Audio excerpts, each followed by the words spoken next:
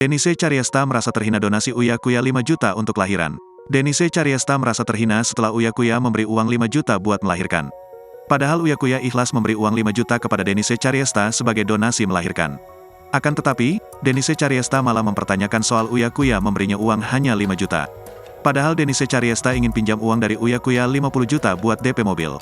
Dalam postingan chat yang diunggah, Denise meminta tolong kepada Uya Kuya untuk meminjaminya duit karena ingin membeli mobil baru. "Kak mau pinjam duit lagi Kak 50 JT buat DP mobil," isi pesan Denise kepada Uya Kuya yang diunggah di Instagram, dilansir Jumat, tanggal 21 Juli tahun 2023. "Mau lahiran nih masa nanti nggak ada mobil, yang kemarin udah dijual," imbuhnya. Denise Cariesta pun mengunggah tangkap layar chatnya dengan Uya Kuya ke Instagram pribadinya. Suami Astrid Kuya itu langsung meminta nomor rekening sang selebgram. "Mana no rekening? Gue lupa," balas Uya Kuya. Namun setelah memberikan nomor rekeningnya, Denise pun menerima informasi transferan dari Uya Kuya. Uya Kuya ternyata hanya mengirim uang 5 juta untuknya. Dalam pesan tersebut, Uya mengatakan bahwa uang tersebut ia berikan secara ikhlas untuk biaya lahiran Denise.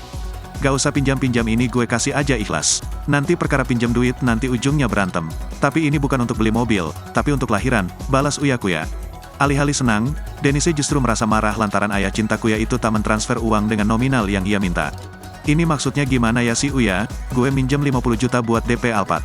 Di TEF-nya 5 juta, ngehina gue apa gimana?" tulis Denise Cariesta di keterangan foto yang diunggah. Postingannya itu pun langsung ramai dikomentari oleh warganet, yang sebagian besar menghujat Denise. Pengusaha bunga ini dinilai tidak tahu diri lantaran tak berterima kasih sudah dibantu oleh orang lain.